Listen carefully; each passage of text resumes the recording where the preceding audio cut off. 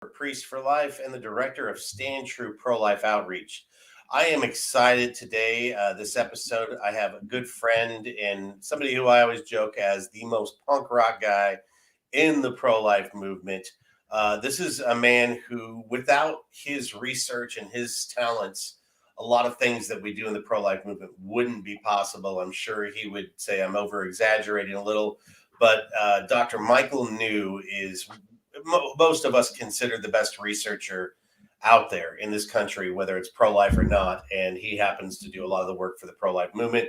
So without further ado, let me introduce the most punk rock man in the pro-life movement, Dr. Michael New.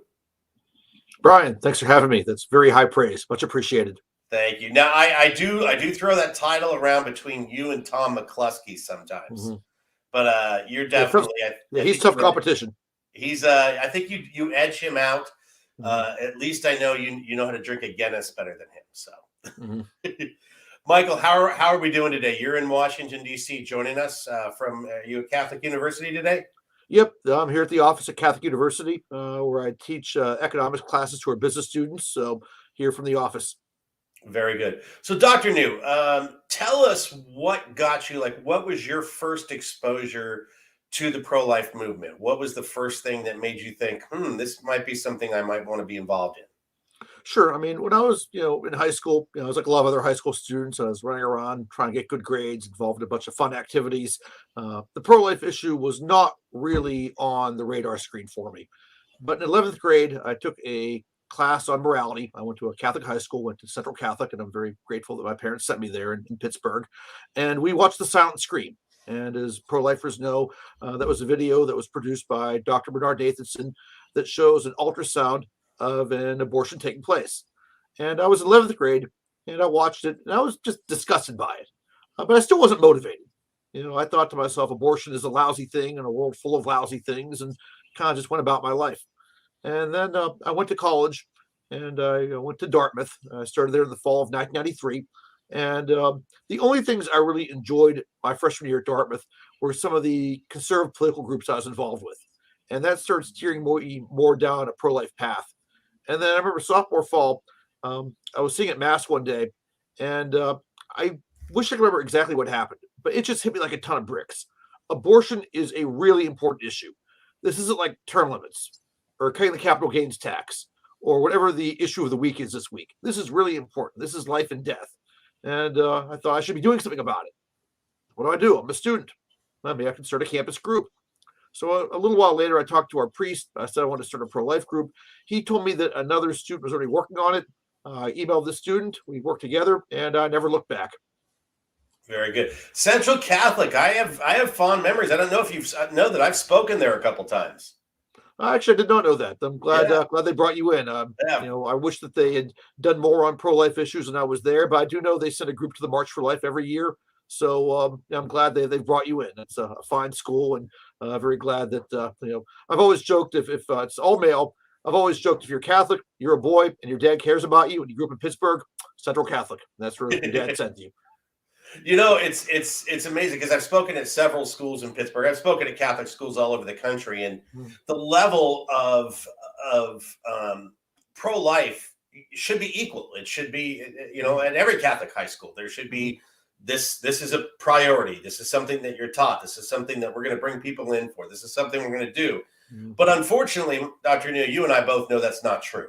And there was a Catholic high school in Michigan, and there was a student there who this was back when I was doing Rock for Life. So this was quite a few years back. And this student had gone to the principal, and it was sometime before the March for Life, and was like, hey, I've been involved in Rock for Life. I want to bring Brian Kemper in to speak at the school. And the principal's like, oh, I don't know. We are going to send people to the march, but that's a little controversial to be talking about at school. And the student's like, dude, we're a Catholic high school. How is that controversial? And the principal denied him. So this student got up early, Dr. New, every single morning and got to school as early as he could and sat in front of the principal's office every single day for 2 months, I believe, and asked the principal, hey, can we bring Brian Kemper in to speak? Hey, can we bring... And finally, out of just frustration, the principal allowed it to happen. His persistence allowed it to happen. And this is what was it was heartbreaking actually. Mhm. Is I came in, the reception was amazing. And this student and his friends, we hung out, we did all that, we ate lunch with all the students, we did the talks, and then I went into religion classes. And I actually had to go into a class where the teacher had just told the students, oh, it's okay, you could be Catholic and be pro-choice. Wow. And I'm like, a religion teacher at a Catholic high school. And what was amazing was the students literally debated the teacher for me. Mhm. And I was so impressed. But I think a lot of times that we look past the youth, we look past young people who happen to be some of our biggest and best, brightest minds, and the most passionate about wanting Mhm. to get out. You and I have been out in front of the Supreme Court. We kind of stand to the side as the old guys now and see Mhm. these young people with their bullhorns and they'll be out there for 4 or 5 hours dancing and chanting and doing all this stuff at an event, and I'm ready to sit down and go to bed for the day. Mhm. But it's just exciting to see that, and it's usually high school. It's usually Catholic high schools that that Mhm. that a lot of these students come from.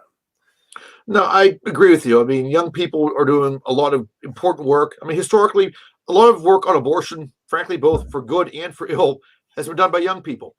Sarah Weddington, who was the one of the attorneys who argued Roe v. Wade for the Supreme Court, she was under 30 when she argued that case. So, and it's young people who are having abortions. There are high school age girls getting abortions, college age women having abortions. Who can reach out to them? Their peers very often. So again, you're never too young. I mean, I always say if you're interested in this issue, there's always things you can do to build a culture of life, no matter how old you are, no matter where you are, whether you're in high school, college, plenty of work to be done. And again, we need the creativity, we need the enthusiasm. And sometimes the pro-life movement hasn't always, invested as much in youth outreach as I think we should have. I know when I was Absolutely. in college in the 90s, we were kind of left to our own devices. We did our best, but some support and some advice would have been welcome. So again, I started doing writing and research. It started getting some attention around 2004. I got to meet with a lot of pro life leadership. I told everybody who would meet with me, invest in youth outreach, invest in youth outreach. And finally, we saw Students for Life really kind of, come of age and get off the ground around 2006, 2007. It's like, great, the cavalry really is coming up behind us. Oh, I know. And you were out there causing trouble. I remember being at a talk in Michigan once, and in the middle of my talk, my phone starts buzzing like crazy. And there was this crazy research doctor out in my van rearranging things, trying to mess with me as I'm giving a talk. Yep. So, Hmm. oh, that was fun. Those were fun times. So, yeah, absolutely. And you and I, like I said, we're out there, and the students that come with Students for Life are absolutely just on fire, and it's Hmm. so great to see them. You see them out there, like we're both, still sleeping at home or at our hotel. They're out there from the night before, whether it's 30 degrees or 10 degrees or 50 Hmm. degrees, and they're Yep. out there keeping our spot in line to make sure that we're able to do what we need to do at the Supreme Court. It's such a huge blessing to see those young people, and that's why I'm super blessed to work for Priests for Life and Father Hmm. Frank, who puts this whole notion of a youth department as an actual thing, providing me to do the show, the book, and all the stuff that we're doing. So it's definitely a blessing. So, Dr. New, I'm fascinated by your research because I, Hmm. I tell you, I do research on little things, and the tediousness of it, my mind just doesn't work that way. Hmm. So I'm like, here, can't somebody just make a YouTube video so I don't have to do all the research?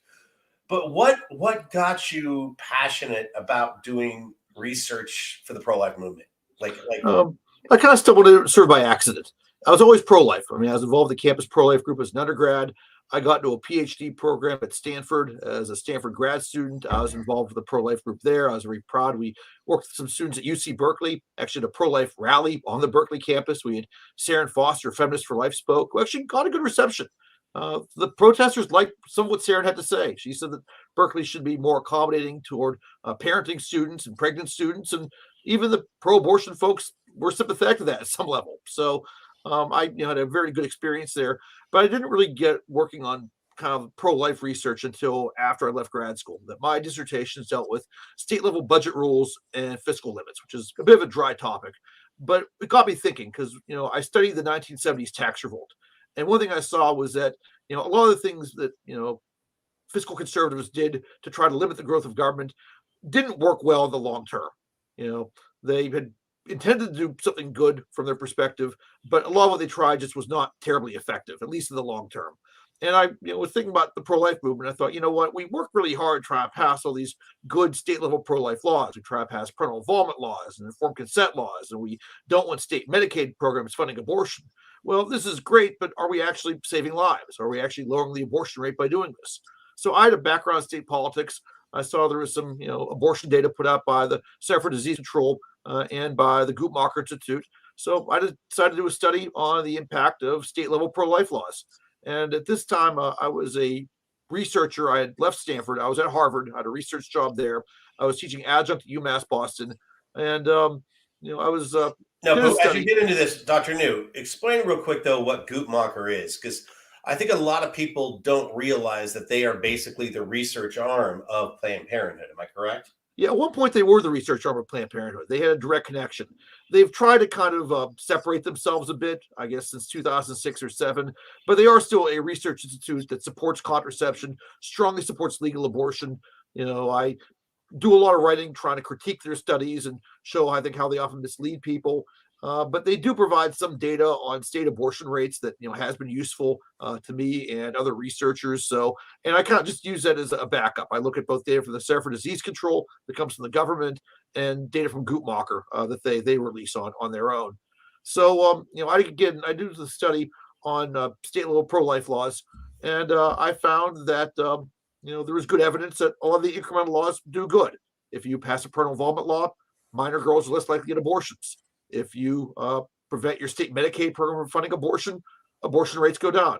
Informed consent laws, they seem to be pretty effective too when they're designed properly and enforced. So I was able to get the Heritage Foundation to publish the study.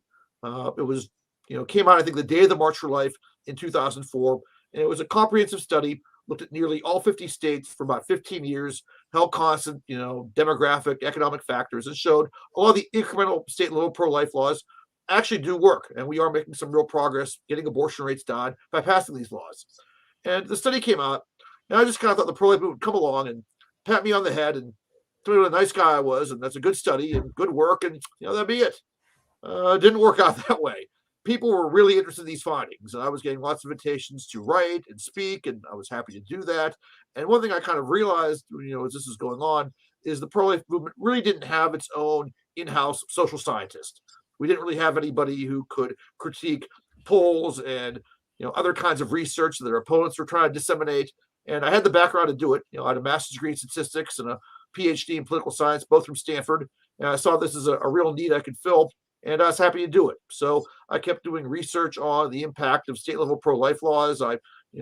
Thankfully, National Review Online has taken a real interest in my freelance writing. I blog for them. I'm usually on there once a week discussing some pro-life issue. So it's worked out really well for me. And one thing I've really tried hard to do in my writing and research is just give encouragement to pro-lifers. We've been trying to get Roe v. Wade overturned for some 49 years, and it's been a lot longer than many of us thought it would take. But one thing I want everyone to remember is we are making progress. We have gotten the abortion rate down by more than 50% since 1980. We have cut the abortion rate down more than half. If the abortion rate today were still what it was in 1980, there'd be 1 million more abortions taking place every year. So we haven't gotten Roe v. Wade overturned yet.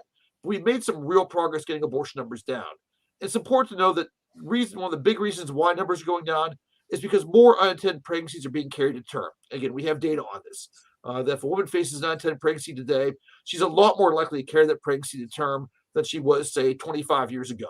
So I always tell pro-life audiences this, because if more women are choosing life, it all flows back to the activities of pro-lifers. We're either changing hearts and minds through our educational programs, we're providing better services for women through our great pregnancy help centers, or passing protective pro-life laws, or maybe some combination of these things. So again, I really want to give people hope and encouragement.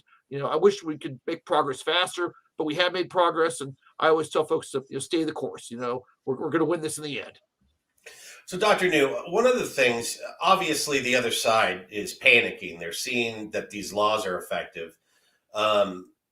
Texas has wiped out so many abortions so far this year with their law, and now with Oklahoma recently passing a law, a lot of where Texans would go for an abortion. But the other side knows we're winning. The other Mhm. side is coming out more and more in force and more vile. And look at their objection to the last two Supreme Court nominations was, in my opinion, 99% about abortion. That was Mhm. their objection. And if it weren't for the fact that they know Roe versus Wade is hanging by a very thin thread, Mhm. I don't think there would have been that much attention whatsoever towards Kavanaugh or Mhm. Amy Coney Barrett. But we do know that that's why the other side was going ballistic, thinking that they know it's going to work. They know that these laws are going to pass. One of the things, though, that perplexes me so many times is just the average Christian, the average person who says, "Oh yeah, I'm pro-life. I'm pro-life." Mhm. But what are we going to do as an alternative? We can't overturn Roe versus Wade, because then what are we going to do as an alternative? And my question back immediately always is, I'm sorry. Do we tell a mass shooter, wait? We have to find an alternative for you. Mhm. Do we find a serial killer? Wait, before we need to find an alternative for you. Um, any other crime that would be even as a joke to say, let's not take care of ending this crime until we find an alternative for it.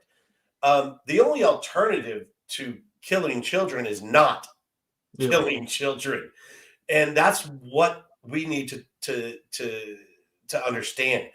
Abortion, in fact, as much as we use that word, I don't like the word, because it's almost a whitewashing of child sacrifice, child Mhm. killing, infant children being ripped limb from limb in the womb.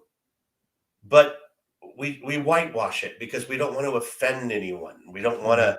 to, hurt anyone's feelings. And Mhm. I'm more worried about offending God by Mhm. not standing up against this literal murder of innocent children. Yeah, I mean, the other side tries very hard to sanitize what they do. They it's abortion, they call it choice, or at least they used Mhm. to. And essentially, we have alternatives.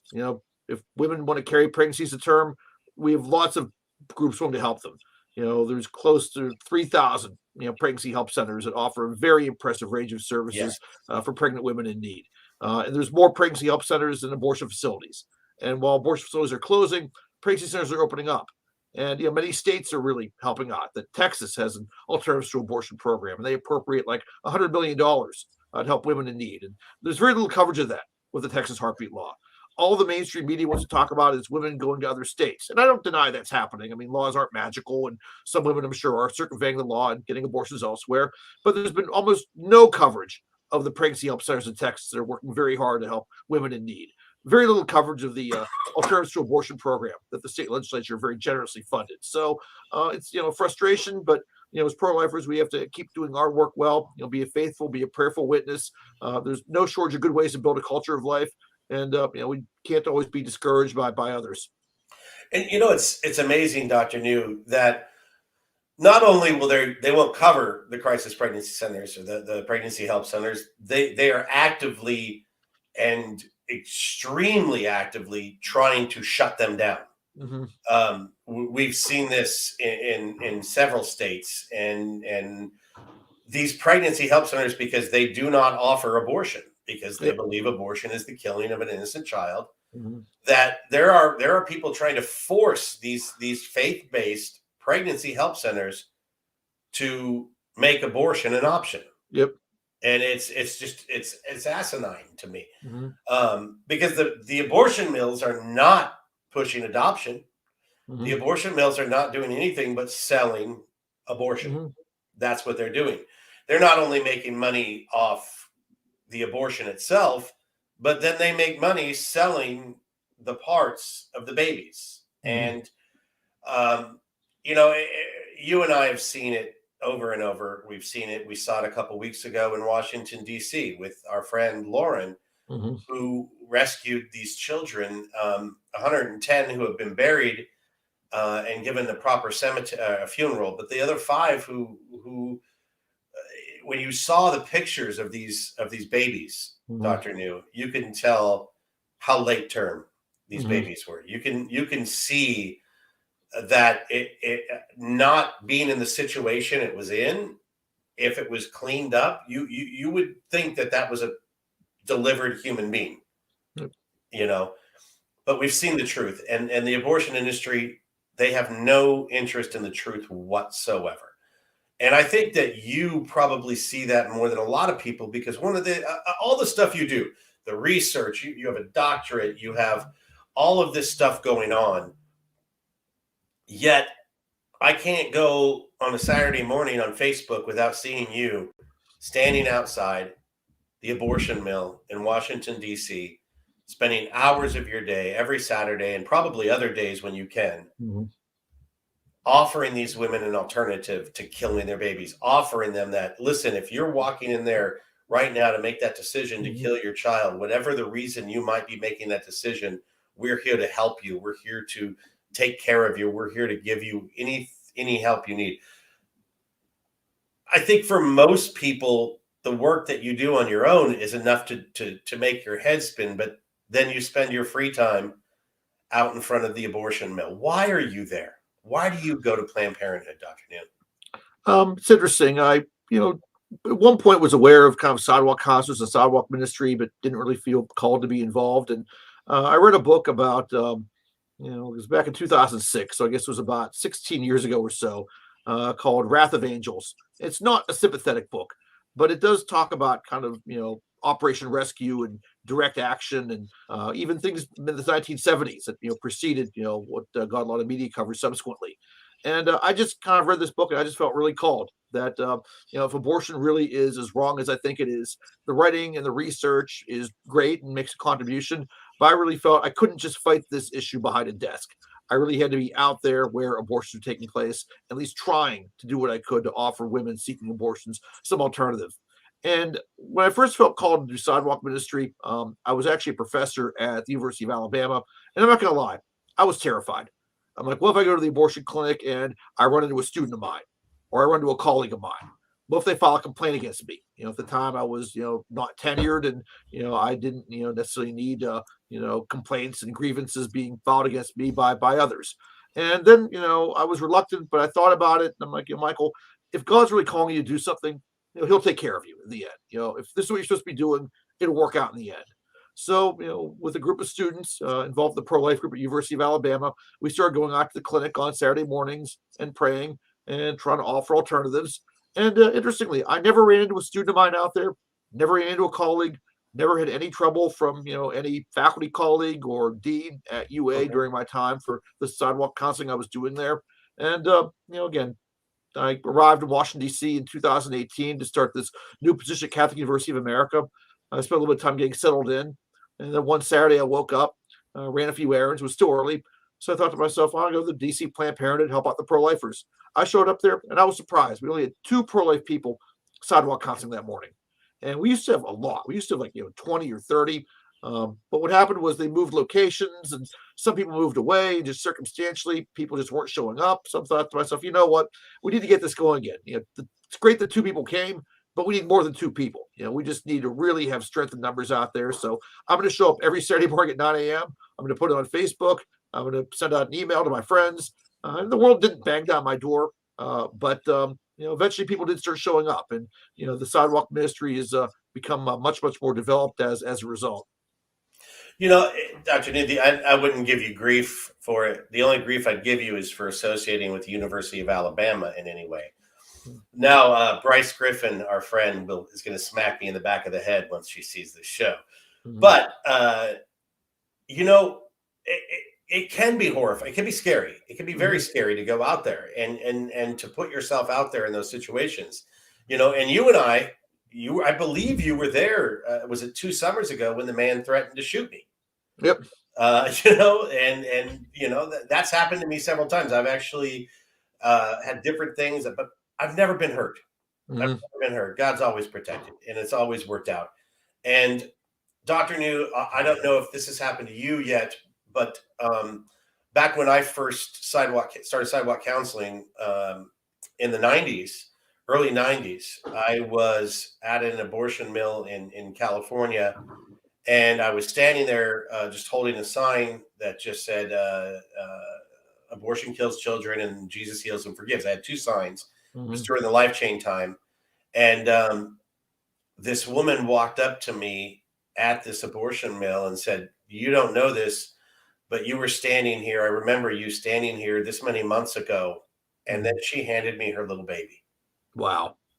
And she said, "Thank you for saving my child's life." Mhm. And wow, like it just, any amount of hours I've spent, anything that's happened to me out in front of any abortion mill is all worth it for that one human being's life.